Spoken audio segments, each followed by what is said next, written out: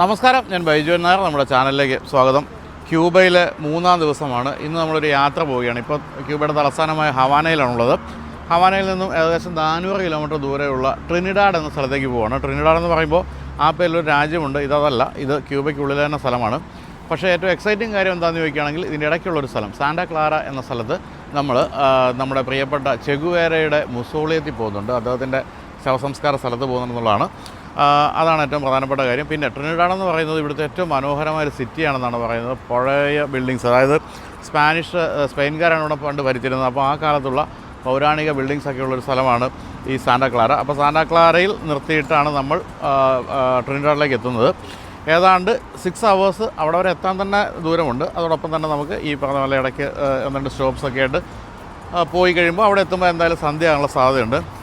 നമ്മൾ കഴിഞ്ഞ വീഡിയോയിലൊക്കെ പറഞ്ഞ പോലെ ഇവിടെ മുഴുവൻ വിൻറ്റേജ് കാറുകളാണെന്ന് പറഞ്ഞില്ല. അതുപോലെ മറ്റൊരു രസമുള്ള സാധനമാണ് ഇവിടെ കിടക്കുന്നത്. ഇത് ഇവിടുത്തെ ഓട്ടോറിക്ഷ എന്ന് വിളിക്കാവുന്ന ഒരു പബ്ലിക് ട്രാൻസ്പോർട്ട് സംവിധാനമാണ്. ഒരു മുട്ട എടുത്ത് മുറിച്ച് വെച്ചതുപോലെ തോന്നിക്കുന്ന രസമുള്ളൊരു ഷേപ്പാണിതിന്. ഇത്തരത്തിലുള്ള കൗതുകകരമായ കാഴ്ചകൾ പലതുമുണ്ട്. കാരണം പുതിയ ഓട്ടോറിക്ഷ ഒന്നും വാങ്ങിക്കാനുള്ള പൈസ ഇവരുടെ കയ്യിലില്ല. ആകെ ദാരിദ്ര്യം പിടിച്ച് ഇരിക്കുകയാണ്. അപ്പോൾ അതുകൊണ്ട് ഏതെങ്കിലുമൊക്കെ ഒരു വാഹനം എടുത്ത് മോഡിഫൈ ചെയ്ത് ഈ തരത്തിലൊക്കെ ആക്കിയാണ് ഇവർ ഉപജീവനം കഴിക്കുന്നതെന്നാണ് പറയേണ്ടത്. മറ്റൊരു വിൻറ്റേജ് കാർ കിടക്കുന്നു. അപ്പോൾ എന്തായാലും ഇത്തരം പല കൗതുക കാഴ്ചകൾ ഇനിയും ക്യൂബയിലുണ്ട്. അപ്പോൾ എല്ലാവർക്കും നമ്മുടെ ക്യൂബൻ യാത്രയുടെ മറ്റൊരു എപ്പിസോഡിലേക്ക് സ്വാഗതം. നമ്മൾ പോകാനൊക്കെ റെഡിയായി കഴിഞ്ഞു. നമ്മുടെ ബസ് ഇവിടെ ഉണ്ട്. ആൻഡ് നമ്മുടെ കാമൻ അല്ലല്ലോ, മരിയോ ഇവിടെയുണ്ട്, നമ്മുടെ guide. Hi Mario, morning. Morning. All good. Let's go, right? Let's go now. Okay. നമ്മൾ 4 പേരേ ഉള്ളൂ ഇപ്പം. പലരും പൊഴിഞ്ഞ് പോയിട്ട്. അതുകൊണ്ട് വിശാലമായ യാത്ര ചെയ്യാനുള്ള സ്ഥലമുണ്ട്. ഞാനെപ്പോഴും മുന്നിലാണ് ഇരിക്കുന്നത്. മുന്നിൽ തന്നെ ഇരുന്നേക്കാം.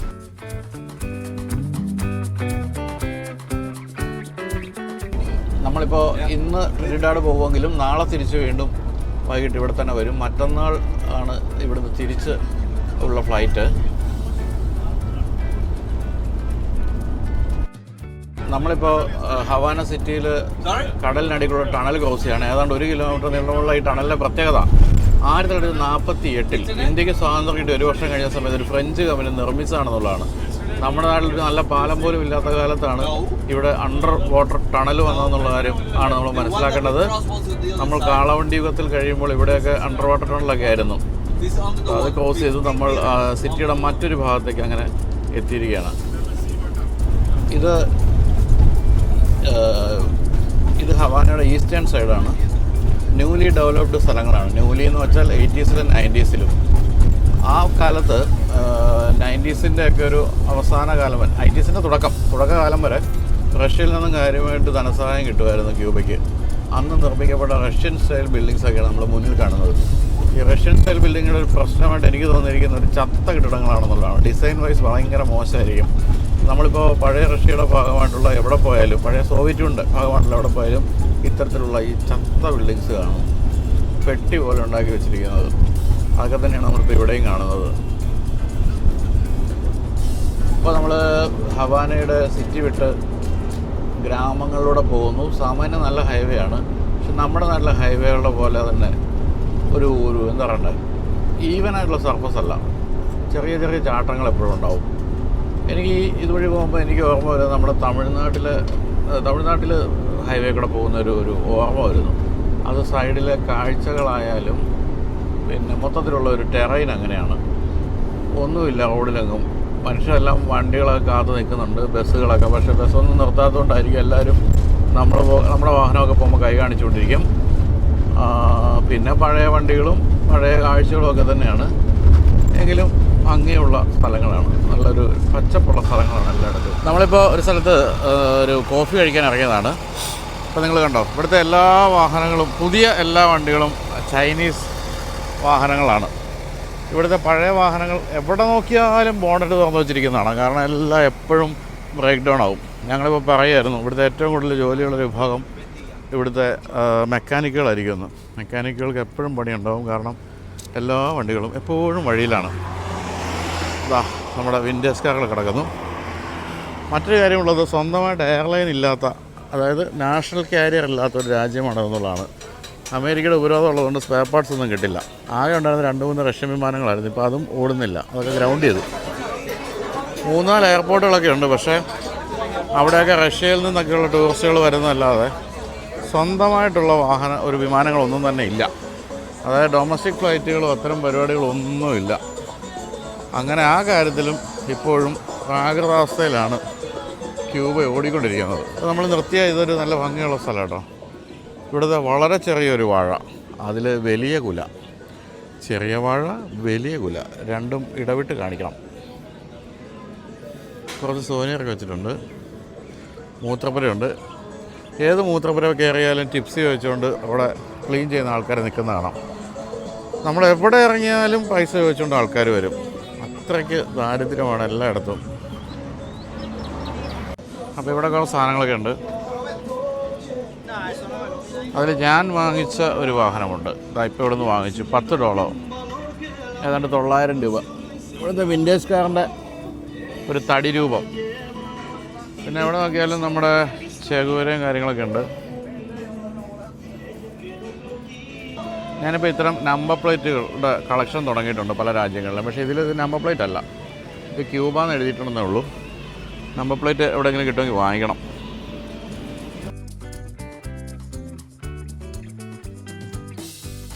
അപ്പോൾ എന്താ കപ്പച്ചിനൊക്കെ നല്ല ഭംഗിയായിട്ട് തരുന്നത് കേട്ടോ.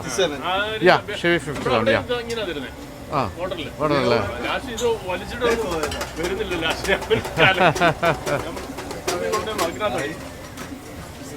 പക്ഷേ $2 ഉള്ളൂ കേട്ടോ. പല സ്ഥലത്തും വളരെ കൂടുതൽ, ഇവിടെ അത്രയില്ല.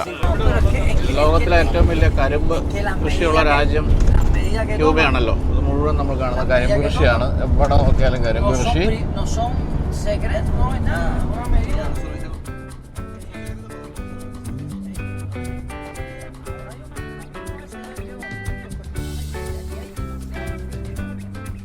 ക്ലാര വില്ലേജാണ്.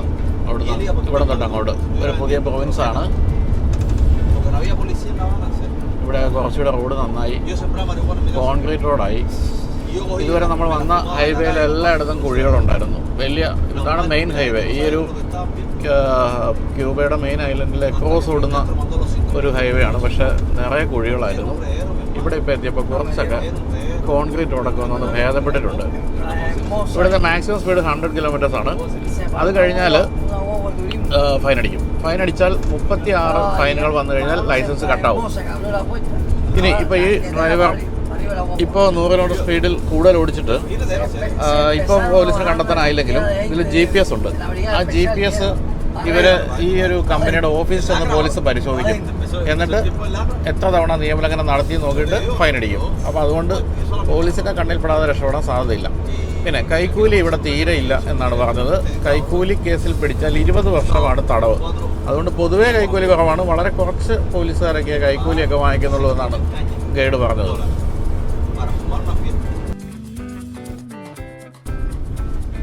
അപ്പോൾ നമ്മൾ സാന്റാ ക്ലാരയിലേക്ക് പ്രവേശിക്കുകയാണ്. സാന്റാ ക്ലാരയിലാണ് ചെഗുവേരയുടെ റിമൈൻസ് സൂക്ഷിച്ചിരിക്കുന്നത്. കുറച്ച് ശരീര അവശിഷ്ടങ്ങൾ ബൊളീവിയയിൽ വെച്ച് വെടിയേറ്റ് മരിച്ചതിന് ശേഷം ഇവിടെ കൊണ്ടുവന്ന് പ്രദർശിപ്പിച്ചിട്ടുണ്ട്. പക്ഷേ അത് ഷൂട്ട് ചെയ്യാൻ സമ്മതിക്കാൻ സാധ്യതയില്ല എന്നാണ് പറയുന്നത്. എന്തായാലും നമുക്ക് നോക്കാം.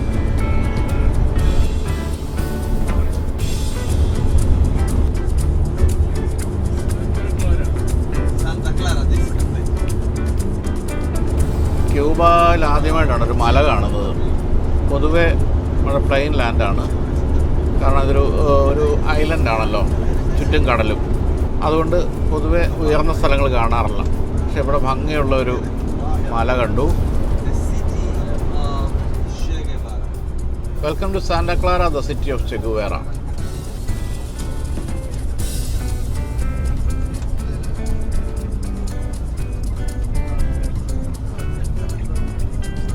Santa Clara, Ciudad del Che എന്ന് പറഞ്ഞാൽ ദ സിറ്റി ഓഫ് ചെ, ചെഗുവേരയുടെ സിറ്റി എന്നാണ്.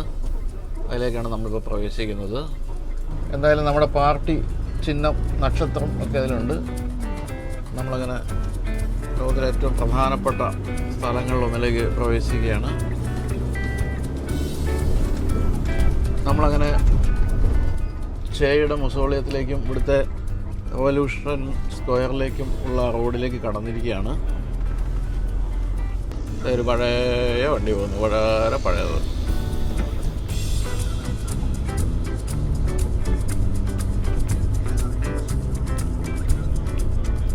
നമ്മുടെ ക്യൂബൻ കൊടി പറക്കുന്നു. അതിൻ്റെ താഴെയാണ് മുസോളി എന്നാണ് നമുക്ക് മനസ്സിലാക്കാൻ സാധിക്കുന്നത്. മുസോളിയോ മെമ്മോറിയൽ എല്ലാം ഉണ്ട്. അപ്പോൾ എല്ലാ മലയാളികളെയും പോലെ നമ്മളും വളരെ രോമാഞ്ചത്തോടു കൂടി ചെഗുവേരയുടെ മ്യൂസിയത്തിലേക്കും മ്യൂസോളിയത്തിലേക്കും പ്രവേശിക്കാൻ പോവാണ്. Thank you. സി memorial Mausoleo Frente de Las Villas. നമ്മുടെ ചേ നിൽക്കുന്നു, ചേയുടെ ഒപ്പായി കാണുന്നത്. അപ്പോൾ എന്തായാലും ചേയെ പറ്റിയും ചേയുടെ പ്രവർത്തന മേഖല അത്തരം കാര്യങ്ങളെല്ലാം നമുക്ക് ഈ ഒരു ഇതിൽ കാണാം. അതെല്ലാം നമ്മുടെ ഗൈഡ് മാരിയോ വിൽ എക്സ്പ്ലെയിൻ അല്ലേ? Okay. So this is a small model of what it says here, Comandancia del Che is the headquarters of Che Guevara, but not here, not in these mountains, but in the mountains of Sierra Maestra in the east of Cuba, where the guerrilla war began in 1956. So these were the places, the different places that were located in the mountains. So you have the house of Polo, which is a farmer from the area. You have the place here, which is a workshop over here. You have the house of Mario Rivas. Mario Rivas was a good friend of Fidel Castro and Che Guevara. This was a peasant who lived in the mountains there, and the planes from Batista, they bombed this area and they destroyed the house of Mario Rivas. There is a letter that Fidel Castro wrote that at the end of the letter, so he was sad because the house of Mario Rivas was destroyed, and he said at the end of the letter, once we finish the revolution, we're going to start a longer war against the United States.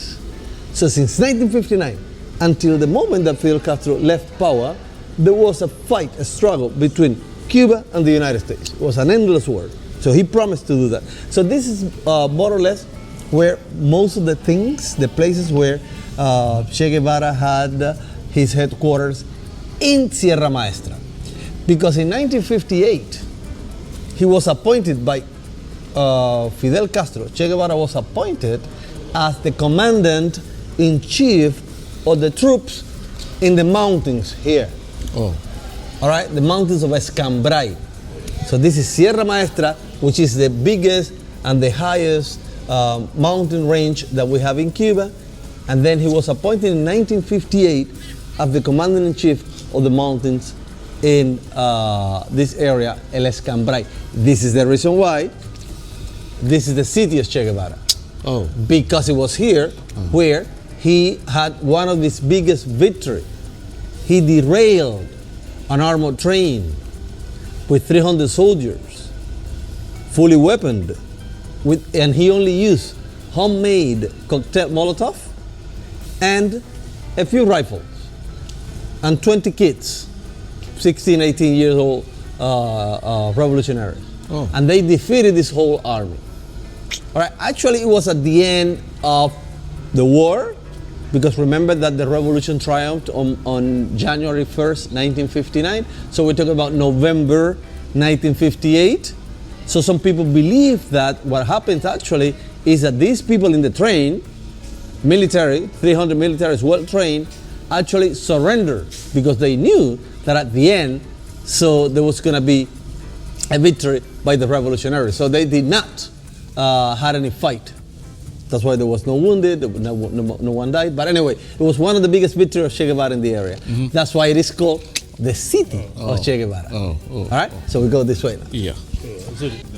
അതായത് നമ്മുടെ ചെഗുവേരയുടെ പ്രധാന പ്രവർത്തന മേഖല സാന്റാക്ലാര ആയിരുന്നുകൊണ്ടാണ് അദ്ദേഹത്തിൻ്റെ remains ഇവിടെ കൊണ്ടുവരികയും city of Che Guevara ഇന്ന് അറിയപ്പെടുന്നതും അതുകൊണ്ടാണെന്നാണ് നമ്മുടെ ഗൈഡ് ഇപ്പോൾ നമ്മൾ വിശദീകരിച്ചത്. അദ്ദേഹം ബേസിക്കലി അർജൻറ്റീന ആയിരുന്നു. അവിടുന്ന് ഗ്വാട്ടിമാലയിലാണ് അദ്ദേഹം ആദ്യം ഒരു വിപ്ലവത്തിന് തുടക്കമിട്ടത്. പിന്നെ അവിടുന്ന് ബൊളീവിയയിൽ വെച്ചിട്ട് അദ്ദേഹം ഫിഡൽ കാസ്ട്രോയുടെ അനിയനെ കണ്ടുമുട്ടുന്നു. അവിടുന്ന് അമേരിക്കയ്ക്കെതിരെയുള്ള സമരത്തിനായിട്ട് വിപ്ലവത്തിനായിട്ട് ക്യൂബയിലേക്ക് വരുന്നു. അതാണ് സംഭവിച്ചത്. പക്ഷേ ഇവിടുത്തെ വിപ്ലവം കഴിഞ്ഞ് ഫിഡൽ കാസ്ട്രോ അധികാരം പിടിച്ചെടുത്ത് കഴിയുമ്പോൾ അദ്ദേഹം ബൊളീവിയയിലേക്ക് തിരിച്ചു പോകുന്നു. അവിടെ വെച്ച് അദ്ദേഹം വെടിയേറ്റ് മരിക്കുന്നു. അതിൻ്റെ പിന്നിലൊക്കെയാണ് ഇപ്പോൾ ദുരൂഹത ആരോപിക്കപ്പെടുന്നത്. ഞാനല്ല ആരോപിച്ചത്, ക്യൂബയിലെ ആൾക്കാർ തന്നെയാണ് ആരോപിച്ചുകൊണ്ടിരിക്കുന്നത്. ഇതാണ് മുസോളിയം. രസകരമായൊരു സംഭവം നടന്നു. അതും സഖാക്കൾക്ക് ഇഷ്ടപ്പെടുമോ ഞാൻ പറഞ്ഞാലും അറിഞ്ഞുകൂടാ. ചെഗുവേരയുടെ സ്മാരകത്തിൽ വരുമ്പോൾ അതിൻ്റെ അത് കയറാൻ പറ്റില്ല എന്ന് പറഞ്ഞു. ഞാൻ വിചാരിച്ചെന്നാൽ ഉച്ചയായ സമയം, എന്നാൽ ഇവർ ആഹാരം കഴിക്കാൻ വേണ്ടി ക്ലോസ് ചെയ്തായിരിക്കുന്നു. അല്ല, കറണ്ടില്ല കുറേ ദിവസമായിട്ട്. അതുകൊണ്ട് മുസോളിയോ മ്യൂസിയം അടച്ചിരിക്കുകയാണെന്ന്. എന്തൊരു ദുരന്തമാണ് നിങ്ങൾ ആലോചിച്ച് നോക്കുക. ലോകത്തുള്ള എല്ലാ ആൾക്കാരും കാണാൻ വരുന്നൊരു മ്യൂസിയം, അദ്ദേഹത്തിൻ്റെ ശരീരാവശിഷ്ടങ്ങൾ, ഇതൊന്നും നമുക്ക് കയറി കാണാൻ പറ്റില്ല. ഇതിൻ്റെ അടിയിലാണ് മ്യൂസിയം. അവിടെ കുറച്ച് ദിവസമായിട്ട് കറണ്ടില്ല. എൻ്റെ മുന്ന സഖാക്കളെ, നാം മുന്നോട്ടെന്ന് ഇനി എങ്ങനെ പറയാൻ പറ്റും? നാം പിന്നോട്ടെന്നല്ലേ പറയാൻ പറ്റൂ? ഏതായാലും ഇതാണ് ഈ ഒരു മുസോളിയത്തിൻ്റെ മ്യൂസിയത്തിൻ്റെ മുകളിലുള്ള ഭാഗം. നല്ല ഭംഗിയായിട്ട് ചെയ്തിട്ടുണ്ട്. ലാൽ സലാം സഖാവേ, ലാൽ സലാം. പക്ഷേ കറണ്ടില്ല. That he had in the mountains here. Right? These were the mountains of Escambray, where he fought. They found the remains, what they say, in 1997. വല്ല കുരങ്ങന്മാരുടെ ആണോ ചെഗുവേരയുടെ ആണെന്നൊന്നും അറിയില്ല. നല്ല അതാ ചിരിക്കുന്നത്. റിമൈൻസ് എന്ന് പറഞ്ഞ് കുറച്ച് എല്ലൊക്കെ കൊണ്ടുവന്നു. I don't know if it's true or not. I don't know if this is the remains of Che Guevara. സ്വന്തം നാടിനെ പറ്റി നല്ല അഭിപ്രായം കേട്ടോ. So the remains were brought to Cuba and they rested in the mausoleum and the memorial that you see over there. Oh. So we have this work, which is the Revolution Square. We have in every capital of Cuba, we have a Revolution Square. This is one of the Revolution Square. This is over 15,000 square meters with the capacity of 80,000 people. Oh. So 80,000 people can gather here, can march here. This is what really happened. Oh. So here in this column, you could see that most of the people that you see in this column, they have the face of Che Guevara. So meaning that the spirit of Che Guevara was in every revolutionary who participated in the war against Batista. Okay. So on the other column that you see over here, you see did you see that phrase? To the victory always. Oh, electric. This is the phrase, the famous phrase that you saw at the Revolution Square in Havana. Remember I told you? The victory always. To the victory always. To the victory always എന്നാണ് എഴുതിയിരിക്കുന്നത്. Why? Because this is the letter that he wrote, he left to Fidel Castro before he went to Bolivia. Oh. What happens is, some people believe so. And you can read here that at the end of the letter he wrote, Hasta la victoria siempre. The phrase. This is the phrase for Che Guevara. And this one, Patria o Muerte, is the phrase of Fidel Castro. Hamlan or death. Te abraza con todo fervor revolucionario. I embrace you with all revolutionary strength. But he couldn't come back from Bolivia. No, he came back and he's now resting there. Yeah. Only remains. He came back in the remains. Remains, okay. If that is his, right? So he left this letter to Fidel Castro. In this letter he said that he refused the citizenship of Cuba. Why? Because if he was caught in Bolivia, the people there wouldn't say that, okay, Cuba is sending people to fight in Bolivia. So it was a voluntary act by Che Guevara. He said, well, I refuse that. I don't want to compromise. Actually, he was a genuine person, right? He's the United Nations ambassador of Cuba. He was Cuban. He has a Cuban citizenship. He was the ambassador before the United Nations for Cuba. He was the minister of industries in Cuba. And he was the president of the National Bank. Oh, really? Yeah. So he was a beautiful. But he didn't know anything about economy. He didn't know anything about industry, and he wasn't a good talker. So, Okay. I mean, people of Cuba right now, Che Guevara is just a revolutionary, another one. Oh, just that. I mean, yeah, it's not that. No, we don't hate Che Guevara, of course not. We don't hate Che Guevara. We actually don't hate anyone. So Cuban people don't hate anyone. But it's not as important as it is, for instance, in India. Yeah. All right. So people in Cuba have other things in the mind than thinking about heroes and stuff, you know. He's So we have just- other problems and other things. So Che Guevara is something from the past. Oh. All right. But anyway, we know about Che Guevara life because Cuban people are very smart, we're very educated, and we know about our history. We really do know about our history. So the kids are taught from the very beginning about the history of Che Guevara, Raúl, Fidel, Camilo Cienfuegos, remember the guy I told you about? But no, we wouldn't say that we hate Che Guevara. But not as important as the world think. No, About him. But no. The word, let me tell you one thing. Che Guevara fought, I mean, this is what I think, all right? Che Guevara came to Cuba in 1956, all right? So he fought from 1956 to 1959, 3 years. All right, only 3 years. And all of a sudden, he became one of the greatest heroes that we have. I guess that it was more like a marketing or public relation thing, you know? Why? Because we do have great heroes. Cubans. And the other thing is that Che Guevara was Argentinian. It wasn't even Cuban. But, you know, people know more about Che Guevara than in Cuba than they know more about Jose Marti, which is the biggest and the greatest hero we have. People know more about Che Guevara than they know about Antonio Maceo. Because if we have a revolution today, it was not because of Che Guevara. It's because of a black person whose name was Antonio Maceo, that during the colonial times, when all the generals decided to sign a truce agreement with Spain, Antonio Maceo stood up and said, no, we're gonna fight and we're gonna defeat the Spanish government. So he was the only one. However, people know more about Che Guevara than our own hero, Antonio Maceo. Because Cuba history focused mainly on the character of Che Guevara. But we do have bigger and greatest heroes than Che Guevara. Okay, A lot bigger and greatest heroes than Che Guevara, for sure. All right? But anyway, Che Guevara, he had some credit, you know? Strong hand, smart guy. He fought for this. But it's not like, I mean, to me, it's not the greatest hero of all. So we have 1,000 more Yeah. that I can mention now before I mention Che Guevara. All right? But the history book says something else. But this is my opinion, so you can publish it. Yeah. But anyway, I like Che Guevara though. I like Che Guevara though. I mean, it's not that I hate Che Guevara. I like Che Guevara though, but it's not the biggest hero I have. This is not my hero. I have better heroes than that. But anyway, so we can thank anyone who come to Cuba and fight against imperialism in Cuba. I would thank them all. But we have our own heroes, our own Cuban people who fought for this, who gave their lives for this place. And yeah, those are my heroes. All right. Yeah. So now you can see around, all right? You see that ad slogan over there that says, it was a star that puts you here. Because Che Guevara's cup has a star, Oh, yeah. all right? And it was like, you know, when you read the Bible, Oh. that Jesus Christ, the Messiah, the magicians, they follow star to find the Messiah. So this is like putting Che Guevara as the Messiah, the savior of the island, right? That's what I think. That's my interpretation of what the song says, you know? You know, I'm a master of theology, so I make this kind of comparison. So it was a star that puts you here. That is a song, all right?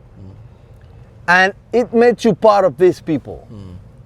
So now Che Guevara, because he was a foreigner, because of what he did in Cuba, because of the way he loved Cuba and Cuban people, he won the right to be accepted as one of us, you know? And that's what it says there.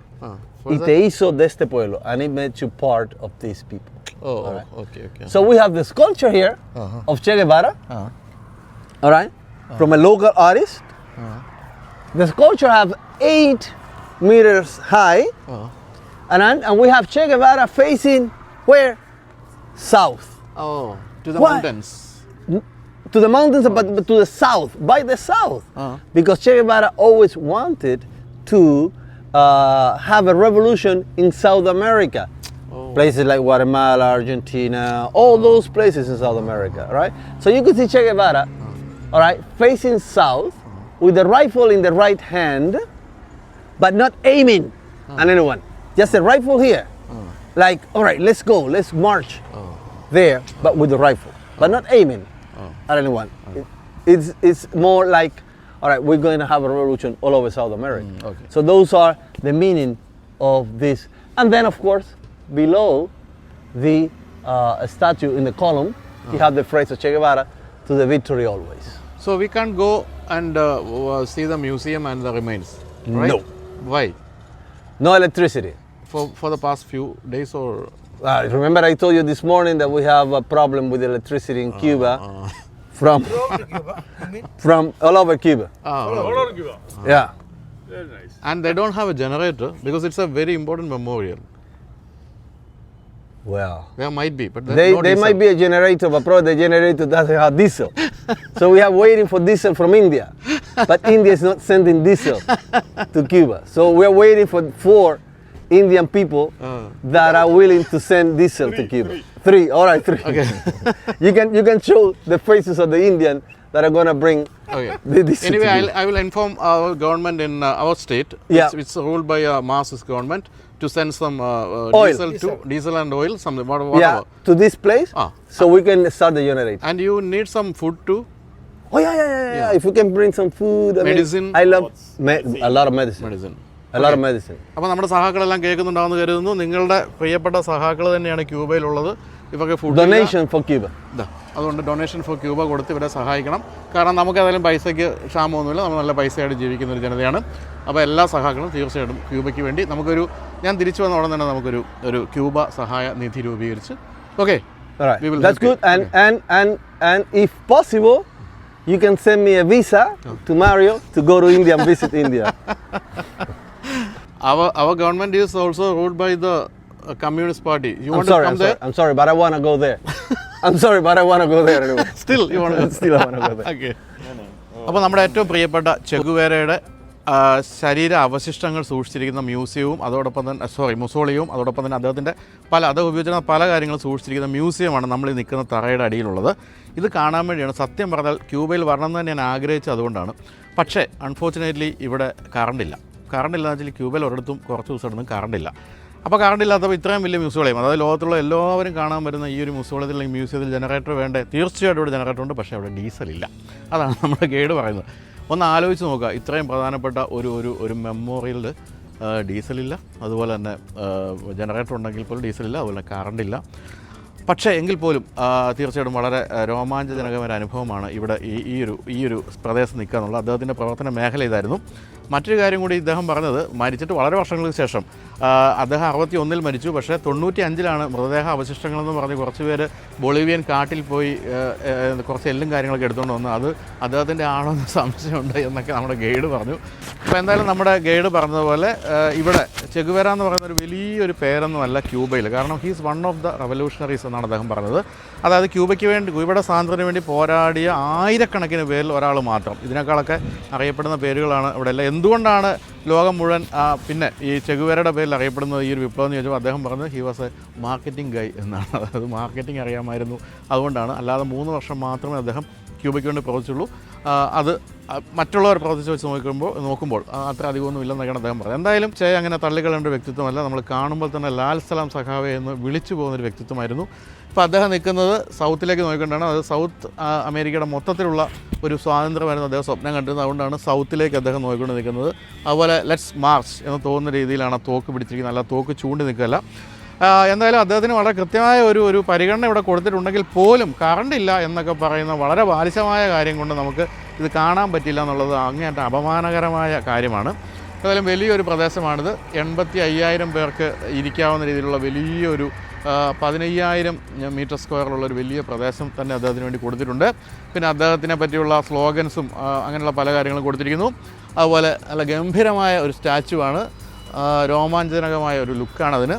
അതിന് താഴെയായിട്ട് എഴുതിയത് to the victory always എന്നാണ് അദ്ദേഹം സ്ഥിരമായിട്ട് പറഞ്ഞുകൊണ്ടിരുന്ന കാര്യം. അദ്ദേഹം ഏറ്റവും അവസാനമായിട്ട് ഫിഡൽ കാസ്ട്രോയ്ക്ക് അയച്ച കത്തിൻ്റെയും ലാസ്റ്റ് വരി അതുതന്നെയായിരുന്നു. അപ്പോൾ എന്തായാലും സഖാക്കളെ എല്ലാവരും വന്ന് കാണുക. കറണ്ടുള്ള ദിവസം വരണമെന്ന് മാത്രമേ ഉള്ളൂ, അല്ലെങ്കിൽ നിങ്ങൾക്ക് ഇതൊന്നും കാണാൻ സാധിക്കില്ല.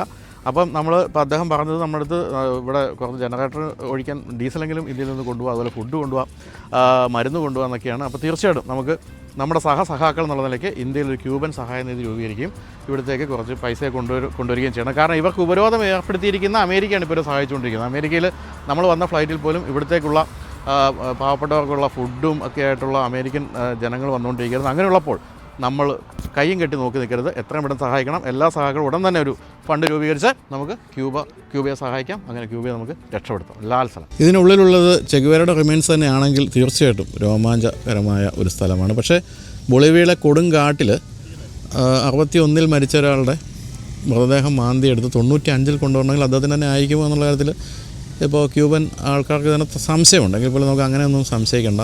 നമ്മുടെ ചെഗുവേരയുടെ തന്നെ എന്നങ്ങോട്ട് വിശ്വസിക്കുക. ഇത് പെട്ടെന്ന് കൊടി അങ്ങ് താത്തുന്നു ഈ സൈഡിലുള്ള. എന്താണെന്ന് അറിഞ്ഞൂടെ, ഇനി ഉച്ചയ്ക്ക് താത്തുന്നതാണോ എന്നറിയില്ല. എന്തായാലും അത് താത്തി. അതെ, നന്നായിട്ട് താത്തി. ഓ, അപ്പോൾ നമ്മുടെ മാരിയ പറയായിരുന്നു മഴ വരുന്നതുകൊണ്ടാണ് കൊടി താത്തുന്നത് കേട്ടോ, അല്ലാതെ വേറെ പ്രശ്നങ്ങളൊന്നും ഉണ്ടായിട്ടില്ല. മഴ വരുന്നു. ഞാനിപ്പോൾ എൻ്റെ 133ാമത്തെ രാജ്യമാണ്. ഇത്രയും രാജ്യങ്ങളിൽ ഏറ്റവും പാവപ്പെട്ട രാജ്യങ്ങൾ വരെ ഞാൻ പോയിട്ടുണ്ടെങ്കിൽ ഒരിക്കലും കറണ്ടില്ല എന്നുള്ളതിൻ്റെ പേരിലൊരു മ്യൂസിയം അടച്ചിട്ടിരിക്കുന്നത് നമ്മൾ കണ്ടിട്ടില്ല. അപ്പോൾ എത്ര ദിവസമായിട്ട് ഇവിടെ കറണ്ടില്ലാത്ത അവസ്ഥയാണെന്നുള്ള കാര്യം ആലോചിച്ച് നോക്കുക. ഇപ്പോൾ ഇവിടുത്തെ ജനങ്ങളുടെ അവസ്ഥയാണ് നമ്മൾ ആലോചിക്കേണ്ടത്, നമ്മളെപ്പോലെ വരുന്ന സന്ദർശകരുടെ കാര്യമല്ല. അതുപോലെ തന്നെ നമ്മൾ താമസിച്ചൊരു 5 സ്റ്റാർ ഹോട്ടലാണ്, പക്ഷേ അവിടെ ചൂടുവെള്ളമില്ല. 5 സ്റ്റാർ ഹോട്ടലിൽ ചൂടുവെള്ളം ഇല്ലാത്ത ലോകത്തിലെ ഒരേ ഒരു രാജ്യം ഇതായിരിക്കും. പിന്നെ ഇൻ്റർനെറ്റ് എന്ന് പറയുന്നത് സിറ്റിയിൽ മാത്രം കിട്ടും, അതും ഒരു വളരെ ചെറിയൊരു ഫയൽ പോലും ഡൗൺലോഡ് ചെയ്യാൻ പറ്റാത്ത അവസ്ഥയാണ്. അങ്ങനെ വളരെ പ്രതീക്ഷിച്ച് ചെയുടെ മ്യൂസിയം കാണാൻ വന്നിട്ട് തീയും ഇല്ല ജ്യോതിയും ഇല്ല എന്ന് പറഞ്ഞ അവസ്ഥയായാലും ഞങ്ങൾ തിരിച്ചു പോവാണ്. എന്തായാലും കറണ്ടില്ലാത്തതിൻ്റെ പേരിൽ ഇങ്ങനെയൊന്നും നമ്മളെ ശിക്ഷിക്കരുത്. ഇനിയൊന്നും ഒരു ക്യൂബയിൽ ഒരിക്കൽ കൂടി വരാവുന്ന സാമ്പത്തിക സ്ഥിതിയൊന്നും നമുക്കില്ല. അതുകൊണ്ട് തീർച്ചയായിട്ടും ഇവിടെ ഒരു ജനറേറ്ററും ഡീസലും ആവശ്യമാണ് എന്ന് ഇവിടുത്തെ സർക്കാരിനോട് അഭ്യർത്ഥിച്ചുകൊണ്ട് നമ്മൾ ആഹാരം കഴിക്കാൻ പോവുകയാണ്. നമ്മുടെ വണ്ടി ഇവിടെ റെഡിയായി കിടക്കുന്നുണ്ട്. അപ്പോൾ നമ്മൾ സാന്റാക്ലാരയിൽ ലഞ്ച് കഴിക്കാൻ നമ്മളെ കൊണ്ടുപോകും. പക്ഷേ ഈ വഴിയൊന്നും മനസ്സിലാകുന്നില്ല. നമ്മുടെ നാട്ടിലേക്ക് പോലെയുള്ള ചെറിയ ഗ്രാമത്തിലെ വഴികൾ അവിടെ മുഴുവൻ തുണി ഉണക്കാനിട്ടിരിക്കുന്നു. ഒരു കുഞ്ഞല്ല ചുന്നരിക്കോത നിൽക്കുന്നുണ്ട്. ചുന്നരിക്കോത അതണ്ട അലക്കുകാരുടെ കോളനിയാണോ എന്ന് ഞാൻ സംശയിക്കുന്നു. Hi, hello hello hello.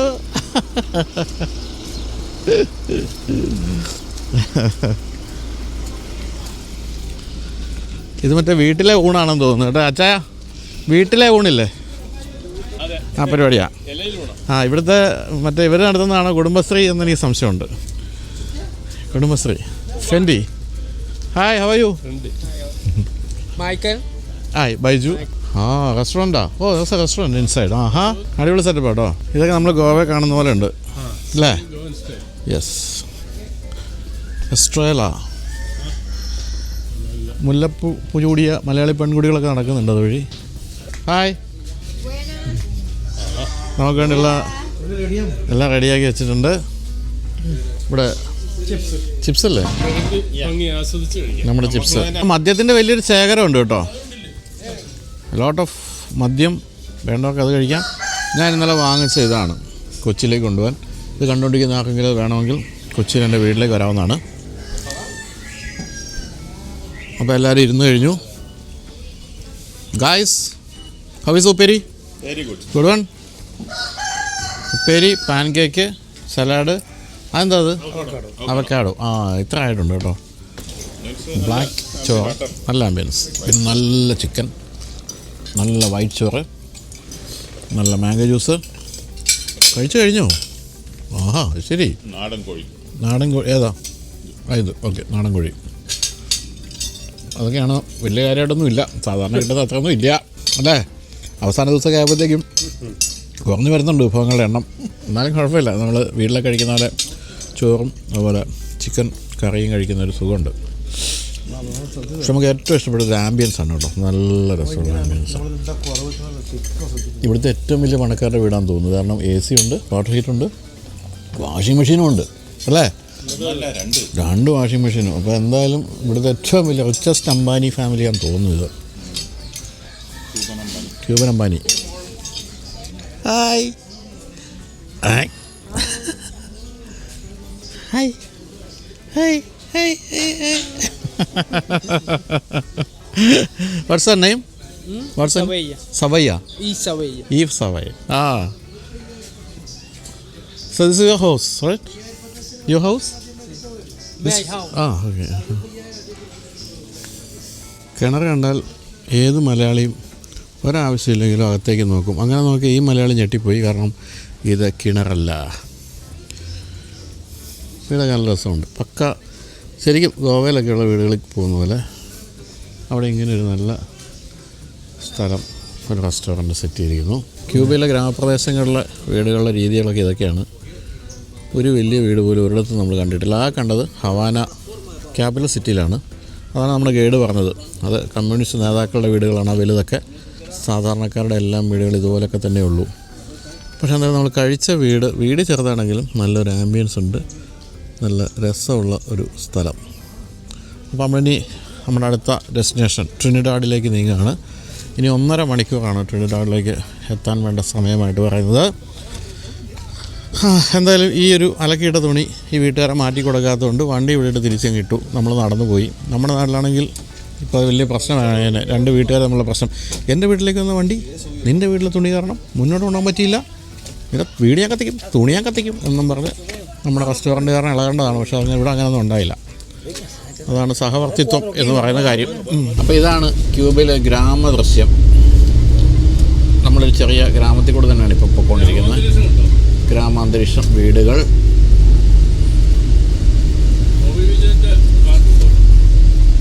ഇതൊക്കെയാണ് ഇവിടുത്തെ പബ്ലിക് ട്രാൻസ്പോർട്ട്. ജോലിക്ക് പോയാലും വലിയ ശമ്പളമൊന്നും ഇല്ലാത്തതുകൊണ്ട് എല്ലാവരും വീട്ടിൽ തന്നെ ഇരിക്കുകയാണെന്ന് തോന്നുന്നു. നമ്മളൊക്കെ എന്തെങ്കിലും ജോലി കിട്ടിയാൽ രക്ഷപ്പെടാമെന്ന് വിചാരിക്കും. പക്ഷേ ഈ നാട്ടിൽ ജോലി കിട്ടിയാലും രക്ഷപ്പെടില്ല. മാസം 1500-2000 രൂപയാണ് ശമ്പളം. അതുകൊണ്ട് തന്നെ വീട്ടിലെ ജോലി ചെയ്ത് വീട്ടിൽ ഇരിക്കുക എന്നുള്ളതാണെന്ന് തോന്നുന്നു ഇവിടെ എല്ലാവരും സ്വീകരിച്ചിരിക്കുന്നൊരു മാർഗം. ബിൽഡിങ്സൊക്കെ ഉണ്ടോ, പകുതിയൊക്കെ പണിതൊക്കെ വെച്ചിരിക്കുക. കുതിരവണ്ടിയൊക്കെ ഇപ്പോഴും സ്ഥിരമായി യൂസ് ചെയ്യുന്ന ഒരു രാജ്യം. കാരണം ഡീസലോ പെട്രോളോ ഇല്ല. റഷ്യൻ ട്രക്ക് കിടക്കുന്നുണ്ട്. ഞാൻ ഇതിനെപ്പറ്റി എൻ്റെ ലണ്ടനിലേക്കൊരു റോഡ് യാത്ര എന്ന് പറയുന്ന പുസ്തകത്തിൽ റഷ്യയിലൂടെ സഞ്ചരിക്കുമ്പോൾ എഴുതിയിട്ടുണ്ട്. കർക്കശക്കാരന ഒരു കാർന്നവരുടെ മുഖമാണ് ഈ ട്രക്കിനെന്ന്, അഥവാ ശങ്കരാടിയുടെ മുഖം കണ്ടില്ലേ.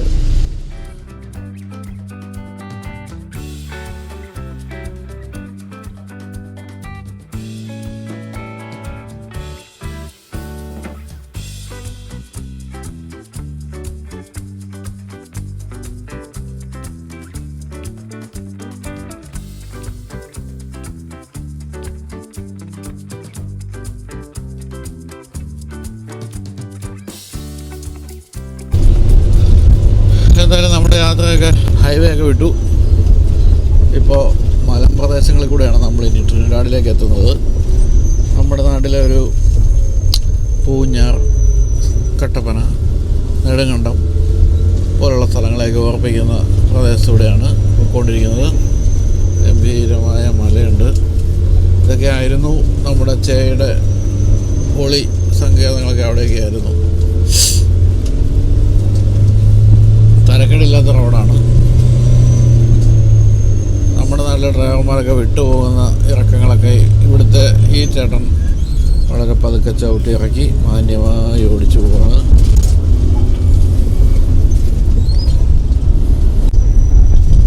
നമ്മുടെ നാട്ടിലെ പോലെ തന്നെ കുഴിയുടെ നടുക്കൊരു സാധനം നാട്ടി വെച്ചേക്കുന്നു.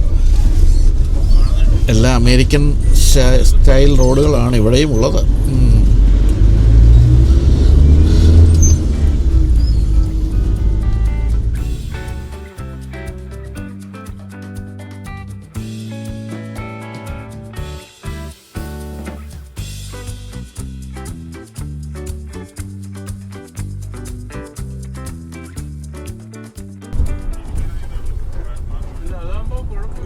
അതെ, ഡീസലും പെട്രോൾ അടിക്കേണ്ടാത്തതുകൊണ്ട് ഇവിടെ മിക്കവരും കുതിര ഉപയോഗിക്കുന്നു. അതെ, ഒരു കമ്മ്യൂണിറ്റി സെൻറ്റർ, ഹോസ്പിറ്റലാണ്. മരുന്നൊന്നും ഇല്ലെങ്കിലും ഹോസ്പിറ്റലൊക്കെ ഉണ്ട്. ഇത് കുട്ടപ്പഞ്ചേട്ടൻ്റെ ചായക്കട, അതവിടെ മുഴുവൻ നല്ല കുഴിയുള്ള റോഡ്. അങ്ങനെ നമ്മൾ കേരളത്തെ ഓർമ്മിക്കുന്ന രീതിയിലുള്ള സ്ഥലങ്ങളിലൂടെ യാത്ര ചെയ്യാണ്. ഒരു ചൈനീസ് ബൈക്ക്, അദ്ദേഹത്തിൻ്റെ ഒരു ലക്ഷറിയാണത്.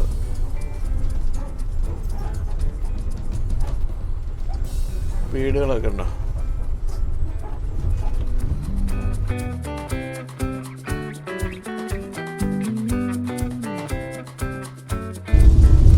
നമ്മളിപ്പോൾ ഈ പോകുന്ന വഴിയിൽ ഒരു സ്ട്രീറ്റ് ലൈറ്റ് ഇല്ല, ഒന്നുമില്ല. കാരണം നമ്മുടെ ഗൈഡ് മാരിയോ പറയുന്നത് കഴിഞ്ഞ വർഷം തൊട്ട് ഈ പ്രദേശത്തെങ്ങും കറണ്ടില്ല, ഇലക്ട്രിസിറ്റി എന്ന് പറയുന്ന സംഭവമില്ല. ഒരു വീട്ടിലുമില്ല, സ്ട്രീറ്റ് ലൈറ്റിലുമില്ല, ഒന്നുമില്ല. ഈ പോകുന്ന ലൈനൊക്കെ വെറുതെയാണ്. ഒരു വീട്ടിൽ പോലും കറണ്ടില്ല. നിങ്ങൾക്ക് വിശ്വസിക്കാൻ പറ്റുമോ അങ്ങനെ ഒരു കാര്യം? ഇപ്പോഴും ലോകത്തിലുണ്ടെന്നുള്ള കാര്യം. ഇത് ആഫ്രിക്കയുടെ വളരെ ഇൻറ്റീരിയർ സ്ഥലമൊന്നുമല്ല. ഇത് ക്യൂബയുടെ ഏറ്റവും പ്രധാനപ്പെട്ട സിറ്റികളൊന്നായ ട്രിനിഡാഡിൽ നിന്നും വെറും 14 കിലോമീറ്റർ ദൂരെയുള്ള സ്ഥലത്താണ് ഇലക്ട്രിസിറ്റി ഇല്ലാത്ത നിരവധി ഗ്രാമങ്ങളുള്ളത്. അതും കഴിഞ്ഞ വർഷം വരെ ഇലക്ട്രിസിറ്റി ഉണ്ടായിരുന്നു, ഇപ്പം ഇല്ല. പക്ഷെ ഇവിടെ കണ്ടൊരു ഗുണമുള്ള കാര്യം വെച്ചാൽ, നമ്മുടെ നാട്ടിൽ പണ്ട് മൊബൈൽ ഫോൺ വരുന്നതിന് മുമ്പുള്ളൊരു കാലമുണ്ടല്ലോ, ആളുകളെല്ലാം വീട്ടുമുറ്റത്തിരുന്ന് വർത്തമാനം പറയുന്നു. അതുപോലെ സിറ്റിയിലാണെങ്കിലും, സിറ്റി മീൻസ് ചെറിയ ഗ്രാമപ്രദേശങ്ങളൊക്കെ ആണെങ്കിലും എല്ലാവരും കൂടി നിന്ന് മിണ്ടിക്കൊണ്ടിരിക്കുന്നു. അങ്ങനെ നമ്മളൊരു 16-ാം നൂറ്റാണ്ടിലേക്ക് എടുത്തെറിയപ്പെടുന്നുണ്ട്. മൊബൈൽ ഉണ്ടായിട്ടും കാര്യമില്ല ഇവിടെ, കാരണം കറണ്ട് ഇല്ലാത്തതുകൊണ്ട് ചാർജ് ചെയ്യാൻ പറ്റില്ല. അങ്ങനത്തെ ഒരു പരിപാടിയില്ല. എത്ര വലിയ വീടായാലും കറണ്ടില്ല.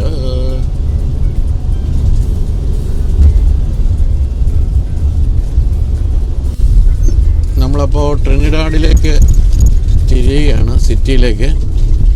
ഇനിയെങ്കിലും കറണ്ടുള്ള സ്ഥലങ്ങളൊക്കെ വരുമെന്ന് നമുക്ക് വിശ്വസിക്കാം. ഇതാ ട്രിനിഡാഡെന്ന് എഴുതിയിട്ടുണ്ട്. ഈ വന്ന വഴി ഒരു വീട്ടിലും കറണ്ടില്ല, ഒരു വർഷമായിട്ട്.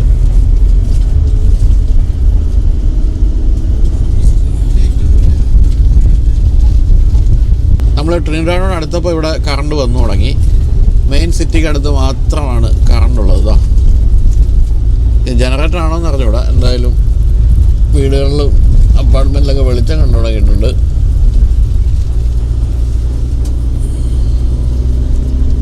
അതാ അവിടെ സിറ്റിയുടെ വെളിച്ചമൊക്കെ കണ്ടു തുടങ്ങി.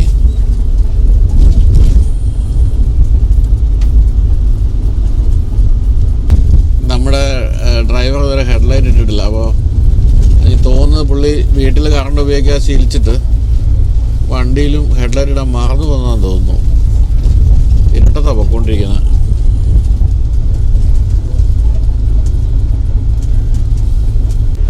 നമ്മുടെ റിസോർട്ടിലേക്ക് എത്തി. ഇഷ്ടംപോലെ ലൈറ്റുണ്ട്, ഇലക്ട്രിസിറ്റി. അതെ, ഇലക്ട്രിസിറ്റിയൊക്കെ ഉള്ള ഒരു റിസോർട്ടാണ്. ഗംഭീരമായ റിസോർട്ടാണെന്നാണ് പറയുന്നത്. നോക്കാം. എന്നാൽ ഇന്ന് നമ്മൾ സിറ്റി ടൂറിലൊന്നും പോകുന്നില്ല. ഇന്ന് നമ്മൾ ഹോട്ടലിൽ ചെക്ക് ഇൻ ചെയ്ത് കിടക്കുന്നു. നാളെ രാവിലെ സിറ്റി ടൂറിന് പോകുന്നു. അതാണ് പരിപാടി. അപ്പോൾ ഹോട്ടലിൻ്റെ കാഴ്ചകളൊക്കെ കണ്ടിട്ട് അവസാനിപ്പിക്കാൻ തോന്നുന്നു.